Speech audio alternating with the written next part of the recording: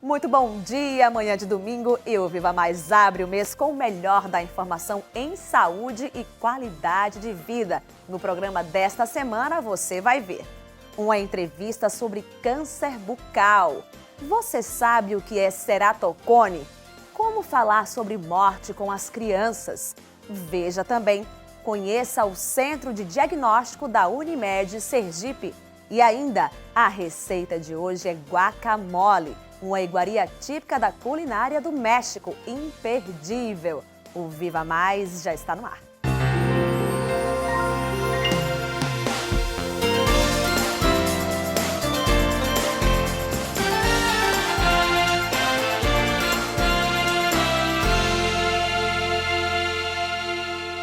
Eu começo o programa de hoje falando sobre a Semana Nacional de Prevenção do Câncer de Boca, que acontece na primeira semana de novembro. Segundo o INCA, Instituto Nacional do Câncer, o Brasil é o terceiro país com o maior número de ocorrências desse tipo de câncer, com 15 mil casos por ano. Eu convido agora, via Skype, o oncologista cooperado da Unimed Sergipe, Dr. William Geovani. Seja muito bem-vindo. Dr. William, já começo aí perguntando por que dessa alta incidência de câncer de boca aqui no Brasil. Muito bom dia.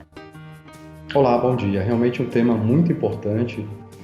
Como você bem falou, agora em novembro, a gente tem a Semana de Combate ao Câncer de Boca, que é a quarta doença também aqui em Sergipe e no Brasil. E em torno de 5% de todos os cânceres diagnosticados vão ser câncer da região da boca, do lábio ou da parte interna da boca. Os principais fatores, relacionados ao surgimento desse tipo de tumor são o tabagismo, em primeiro lugar. Então, o cigarro é o número 1. A gente sabe que quem fuma tem uma chance 16 vezes maior de ter câncer de boca do que quem não fuma. Agora, a associação do cigarro com o álcool ainda potencializa esse efeito deletério em mais 3 a 4 vezes. Então, o cigarro e o álcool em primeiro lugar.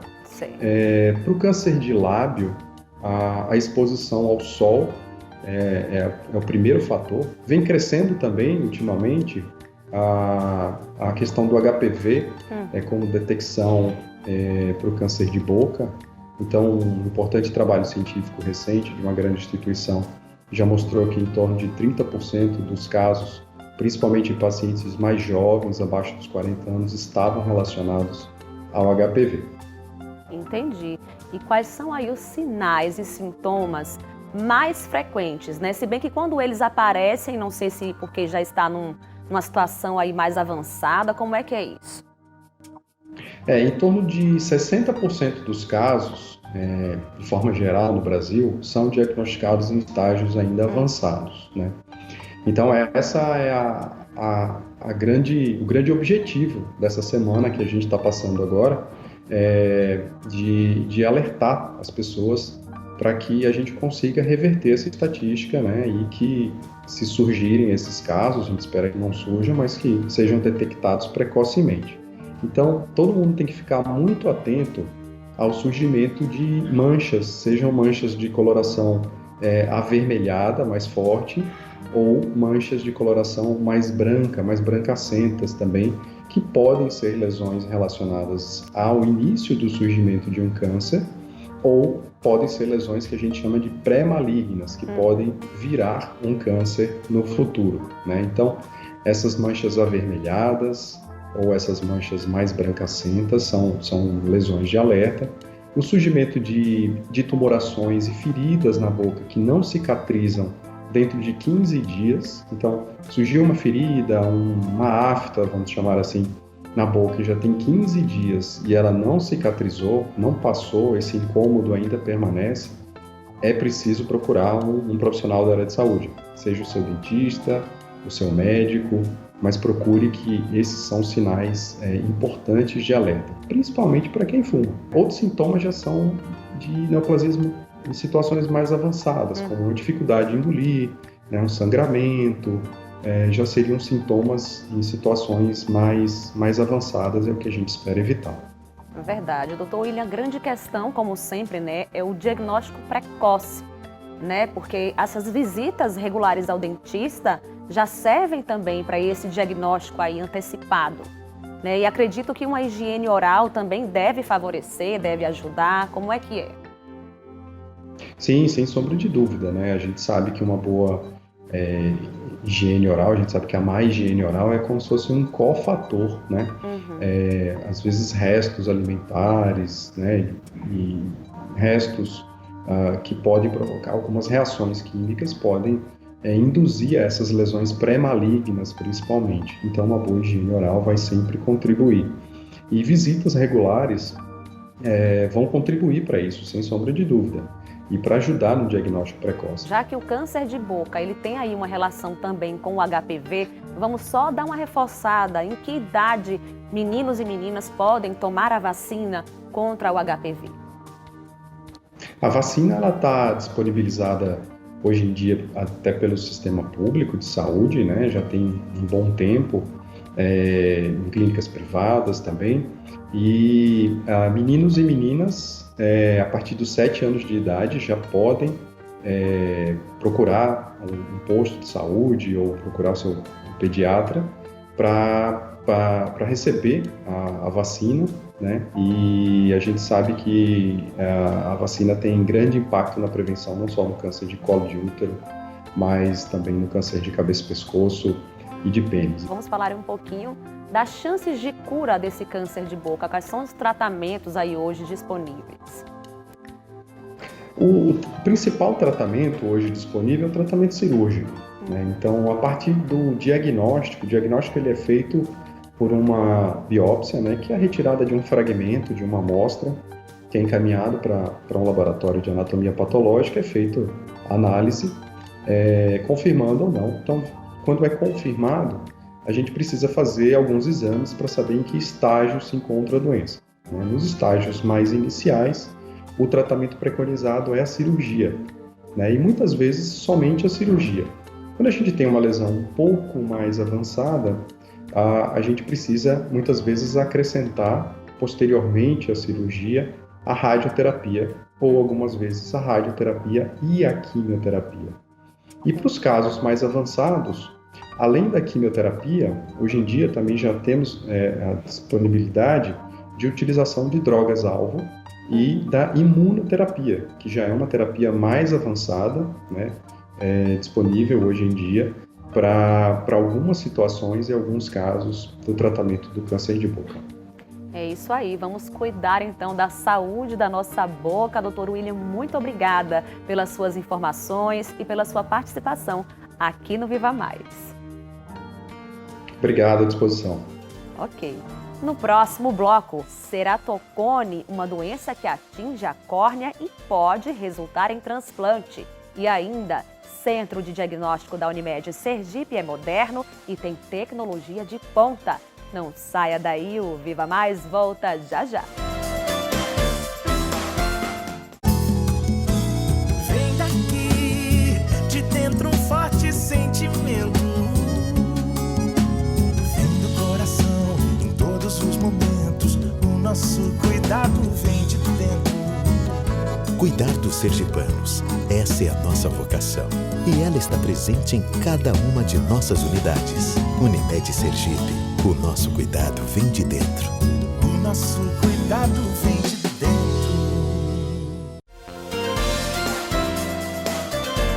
Estamos de volta e veja só, na próxima quarta-feira, dia 10, é o Dia Mundial do Ceratocone. O objetivo da data é conscientizar e informar sobre esse problema nos olhos que atinge grande parte da população no mundo. Em casos leves, o uso de óculos de grau e lentes de contato pode resolver a questão. Confira. Uma córnea de um paciente com ceratocone e de outros sem é visivelmente diferente.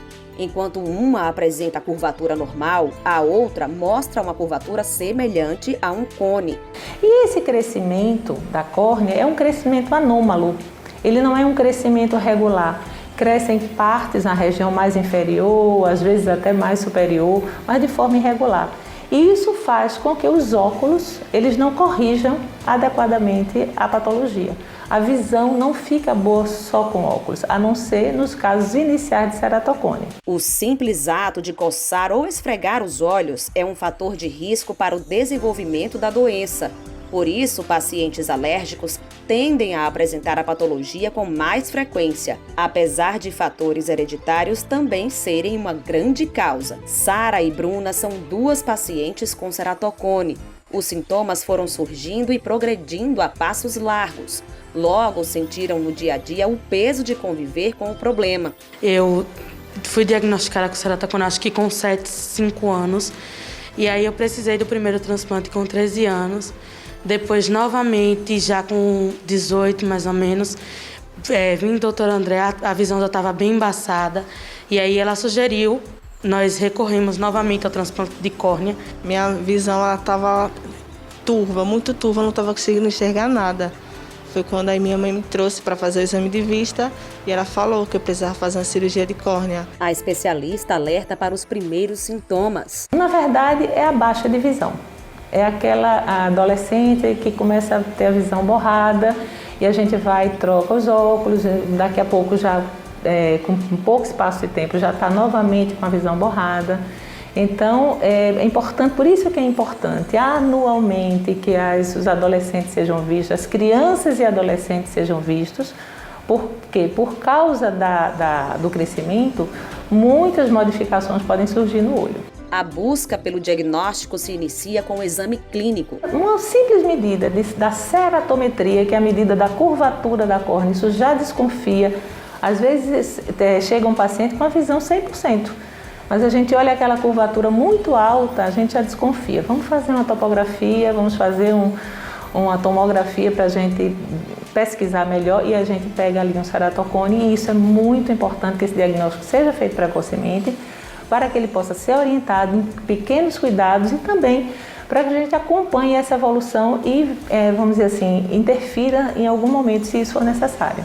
Mas à medida que o ceratocone evolui, os óculos precisam ser substituídos por lentes de contato e, a partir daí, o paciente pode chegar a necessitar até de um transplante de córnea. É uma caminhada, né? Quando a gente tem um quadro já mais avançado, em que os outros artifícios, que os outros dispositivos que nós usamos e tudo não é suficiente, a gente então parte para o transplante. E às vezes tem alguns pacientes que têm umas cicatrizes, a evolução é tão grande do ceratocone que formam as cicatrizes. Nesses casos é que a gente faz o transplante penetrante total, né, da córnea. O transplante é a grande janela do futuro para pacientes voltarem a enxergar normalmente. A vida destas 2 jovens mudou quando receberam a doação de uma córnea. Foi tudo tranquilo, não teve erro nenhum, foi tudo normal, tudo bem, não aconteceu nada, graças a Deus. Hoje eu já consigo, mesmo com pouco tempo do segundo transplante sair, hoje eu já olho a vida com outra perspectiva. Eu acho que hoje, para alcançar os sonhos que há um tempo atrás era difícil, hoje é muito mais fácil olhar e poder ver a realização deles. Por isso, fica a mensagem do gesto que pode transformar a vida de quem deseja voltar a ver o brilho das cores. Tem muita gente precisando de transplante de córnea, mesmo com todos os tratamentos. Pessoas com ceratocone, jovens com ceratocone, precisam de transplante de córnea. Então, vamos doar, vamos estimular a doação de córnea. Eu sei que é um momento muito delicado, muito sofrido para o outro lado, mas nós aqui ficamos meio que nas expectativas, porque literalmente muda nosso dia a dia, muda o futuro. Então, assim, nós só temos a agradecer a família que doou a nós, a família que doou a outras pessoas, outros órgãos, que o Senhor abençoe.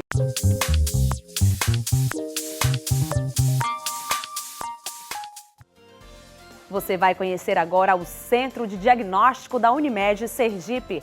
A unidade foi ampliada, é moderna, com tecnologia de ponta e oferece uma gama de exames. Acompanhe. Uma unidade preparada para atender e acolher. Ambientes confortáveis, climatizados e colaboradores atenciosos, com um largo sorriso no rosto. Assim, o cliente Unimed é recebido no centro de diagnóstico. Nós temos aqui equipes especializadas, tanto na parte do atendimento, comissão de frente para a recepção do cliente, quanto a equipe de enfermagem, tá? Nessas áreas diagnósticas de imagem, principalmente. Na área de videoendoscopia, como também no laboratório, né? Uma equipe de pessoal de técnico de análises clínicas, biomédicos, bioquímicos. Então, assim, a equipe daqui é multidisciplinar mesmo. É aqui que se concentra uma série de procedimentos laboratoriais de diversas especialidades, contidos no rol definido pela Agência Nacional de Saúde Suplementar, a ANS. É onde funciona também o moderno serviço de tomografia da Unimed Sergipe. Aqui nessa unidade, o cliente realiza desde o exame laboratorial, né, até exames de métodos gráficos, mapa, Holter, eletrocardiograma, teste ergométrico, exames de imagem, raio-x, tomografia, ecocardiograma, ultrassonografia, como também os exames de vídeo, endoscopia, videocolonoscopia e broncoscopia. Recentemente, todo o espaço passou por uma moderna reforma. Um exemplo é o posto de coleta, com cabines estruturadas e altamente confortáveis. Compromisso da gestão em proporcionar o melhor atendimento aos clientes do maior plano de saúde do estado. Devido ao aumento da demanda, né, da procura por nossos serviços, a gente vem constantemente ampliando a estrutura física. Tínhamos há 6, 7 meses atrás apenas uma recepção. Hoje nós temos 3 recepções, né, para atender esses clientes da melhor forma. Já dividimos um atendimento em uma recepção exclusiva para laboratório e uma outra recepção para exames de imagem.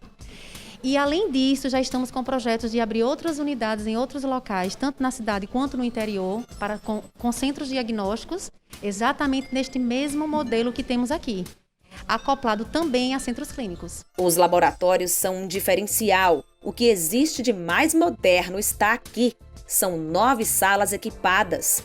Técnicos de laboratórios, biomédicos e bioquímicos se dividem para agilizar a entrega dos resultados de exames. Nós utilizamos os equipamentos de ponta, né, que a gente considera padrão ouro no mercado.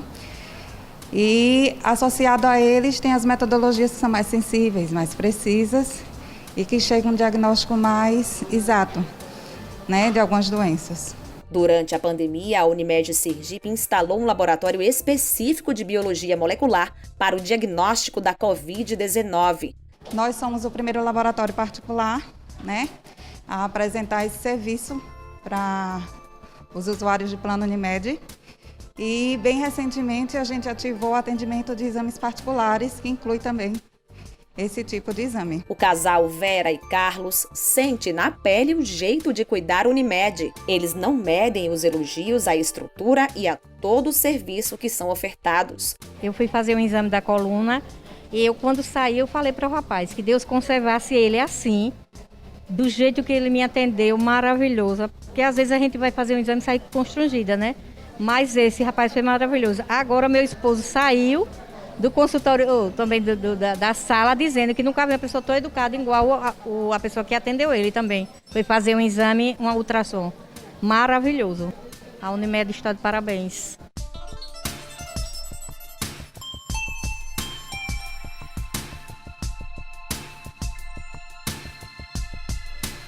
O Centro de Diagnóstico fica localizado à Rua Campo do Brito, número 1036, no bairro São José. Mais informações, ligue 2107-5700. A seguir, qual a melhor maneira para falar sobre morte com as crianças, hein? E mais, a receita de hoje é mexicana. Aprenda a preparar o guacamole. É daqui a pouquinho, logo depois dos comerciais. Nossa vocação para cuidar de pessoas vem aqui de dentro. Por isso, sabe onde o cliente Unimed encontra o melhor centro de diagnósticos do estado? Aqui dentro, na própria Unimed. Aqui você tem à sua disposição todos os exames laboratoriais e de imagem, equipamentos com a mais alta tecnologia e segurança. E claro, o jeito de cuidar Unimed, que é muito mais humano. Unimed Sergipe, nosso cuidado vem de dentro. Estamos de volta e olhe só, aproveitando aí a deixa do feriado de finados, Você já se perguntou como abordar o tema morte com as crianças? Acompanhe a reportagem e veja as dicas da psicóloga.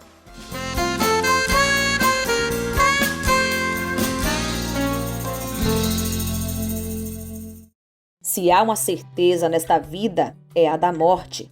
Mas a partida é algo tão misterioso que envolve medos, angústias, que de fato não é fácil lidar. Imagine então como falar sobre ela com as crianças. Como deve ser a abordagem? É importante que essa abordagem seja feita, de preferência por algum familiar ou alguma pessoa com quem a criança tem um vínculo, então alguém que seja de confiança da criança, alguém que esteja minimamente em condições de conversar com essa criança. Então, se o adulto está muito desesperado, muito impactado ainda, mobilizado com aquele fato, não é o melhor momento. Então, é importante que o adulto esteja minimamente um pouquinho mais calmo. Ele pode estar choroso, ele pode estar triste, mas ele não pode estar desesperado, porque ele precisa passar para a criança a fala de que aquele ente querido não foi embora e abandonou a família, mas que foi algo que aconteceu independente da vontade de todos, tanto do que se foi quanto dos que ficam, e que isso não muda o amor que aquela família tem. Então, independente de qual for o ente querido que a criança perdeu, é importante frisar muito isso, de que aquele ente querido vai continuar amando aquela criança e vice-versa, e de que aquela criança pode e precisa demonstrar o que ela está sentindo. Então, se ela sente raiva, se ela sente vontade de chorar, se ela quer conversar, é importante deixar claro para ela que ela pode e deve tirar as dúvidas e falar do que está sentindo.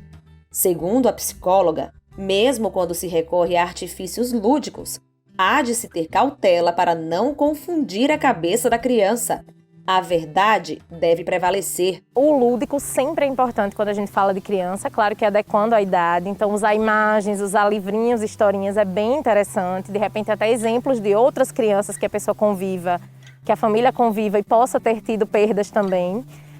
E aí, a questão da estrelinha ou do céu vai muito também da crença de cada família. Então, algumas famílias explicam pelo aspecto religioso, outras por uma questão do ir morar no céu. A gente só pede que tenha alguns cuidados em relação a, por exemplo, não deixar a criança acreditar que aquele ente querido foi embora e está dormindo ou então fez uma viagem. Por quê? Porque a criança pode associar que, então, se fez uma viagem, pode ser que volte. Ou, então, quando eu fizer uma viagem, isso quer dizer que eu também vou embora? Ou se está dormindo, então quando acordar vai voltar? Por que não volta? Então é importante que seja uma explicação que, por mais que seja lúdica, traduza para a criança a questão da irreversibilidade. Então a criança precisa realmente entender que, por mais que seja doloroso, aquilo não vai ser mudado. Então aquele ente querido não vai estar de volta. Michele é mãe de Arthur, de 8 anos, e de Alice, de 5. Em dezembro do ano passado, a avó de Michele faleceu. Foi a primeira vez que teve que abordar a questão com os filhos. Foi um tanto difícil para mim administrar os meus sentimentos para conseguir passar para eles que a Bisa não estaria mais conosco, e todo aquele processo de explicar, as regras da vida, o nascer, o desenvolver, o envelhecer e o partir. E explicar sempre que as crianças entendem, elas entendem todo esse contexto, elas veem que você está triste, então nada mais justo do que explicar para elas tudo aquilo que está acontecendo. E aqui foi a forma que a gente abordou, a gente explicou para eles o que estava acontecendo, explicou que a vovó tinha adoecido e que tinha ido ficar com Deus, e aí eles entenderam sim sobre isso. Às vezes a mais nova ainda fala, e a sua avó morreu, foi, mas hoje ela já assimila um pouco com mais tranquilidade, Então acho muito importante trabalhar esse tema em casa, porque é um assunto que não tem dia nem hora, E a gente precisa muitas vezes estar preparado para ter que administrar esses sentimentos, acolher, Acredito também que não tem uma regra básica, cada um vai reagir de uma maneira, Mas eu acho que estar preparado, assim, no sentido de ter conhecimento do assunto, discutir um pouco sobre isso no ambiente doméstico, fundamental. Quando a dúvida é se deve levar ou não ao velório, a profissional destaca que isso depende muito de cada família e da vontade da criança. No geral, o que a gente recomenda é que se dê a opção a essa criança. Então, que você sente com a criança, explique para ela, em termos que ela entenda, o que é que significa aquilo, que ali vai ter o corpo, mas a gente não vai poder conversar, que a pessoa não vai responder, que a pessoa não está mais sentindo dor, nem calor, nem frio. E o que vai acontecer? Que ela vai estar no caixão, na caixinha de madeira, que vai ser colocado no chão, né? Explique tudo e aí pergunte para a criança se ela quer ir ou não. Em geral, em algumas situações a gente não recomenda. Por exemplo, se foi uma situação muito traumática, em que o corpo ficou muito diferente, né? Questão do visível mesmo. Se deformou muito, por exemplo, se foi uma morte muito traumática por um acidente ou alguma espécie, né, de situação que mudou muito o aspecto físico e está irreconhecível, não é muito legal porque vai ser muito assustador para a criança. Mas aí nesse caso, ou também no caso da criança optar por ir, sempre ter algum adulto da confiança dessa criança por perto, monitorando e percebendo se ela está muito arredia ou se ela fica muito caladinha, desse adulto perguntar se ela quer continuar ali. Se o pequeno não quiser ir ao velório, Daisy explica que há outras opções para que haja uma despedida. Propor para a criança para a gente fazer uma despedida, fazer uma homenagem. Então pode fazer um desenho, uma cartinha. Se a criança não quer naquele momento, tudo bem, mas você deixa claro para ela que, olha, a qualquer momento que você quiser fazer isso, nós temos essas opções e podemos fazer. Então você me avisa quando você quiser. Mas é importante isso, que a criança saiba que existem possibilidades. Outra dúvida recorrente é em relação ao depois da morte. Como lidar com a ausência de quem se foi e com as indagações das crianças? Nunca é legal a gente excluir a criança e, por exemplo, achar que mudar de casa ou tirar qualquer coisa, qualquer item que lembre aquele ente querido, vai resolver. Porque isso não elimina a dor e a ausência que a criança sente e isso pode dar para ela uma ideia de que, assim, olha, então virou um assunto tabu, não podemos falar. E assim, aquela pessoa desapareceu e a gente exclui do convívio. E sabemos que não é assim, porque afinal, em algum momento, alguma coisa, algum evento, alguma situação vai lembrar. E até a própria emoção da criança. Ela não deixa de entender e de associar aquele ente querido, ao menos que ela seja extremamente pequena, um bebê. Então, realmente, ela muitas vezes não tem sequer a lembrança da imagem. Mas quando maiorzinha, mesmo em tenra idade, primeira infância, 3 aninhos, 2 aninhos, 4 aninhos, ela já pode ter alguma lembrança. Então, de novo, é legal que a gente converse com a criança, de acordo com a idade, que a gente vá propondo, entendendo o que é que ela quer.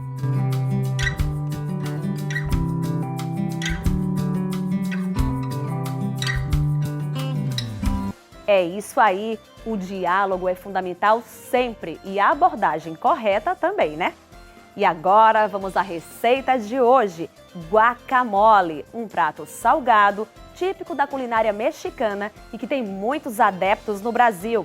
O protagonista dessa receita é o abacate, que apesar do alto valor calórico, traz benefícios para a saúde por conter gorduras monoinsaturadas que ajudam na redução dos níveis de colesterol e triglicerídeos no organismo. Também é rico em vitaminas A, C e E, e minerais e fibras. Anote aí.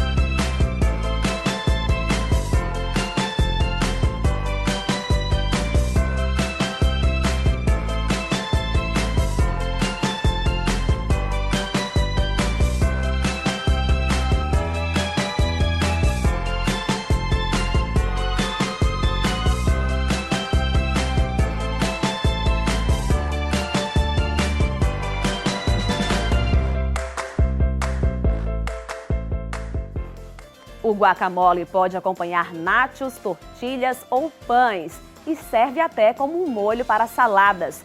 Super prático, gostoso e saudável. Não deu tempo de anotar? É só acessar Viver Bem Receitas no canal do YouTube da Unimed Sergipe. E o Viva Mais de hoje fica por aqui. Para saber mais sobre o programa, acesse o site da Unimed Sergipe, www.unimedse.cop.br ou ainda as redes sociais da cooperativa, sempre Unimed SE. No próximo domingo você confere uma entrevista sobre diabetes, uma matéria sobre gentileza e muito mais. Obrigada pela companhia, tenha uma excelente semana e a gente se vê no próximo domingo às 10 horas da manhã aqui na sua TV Atalaia.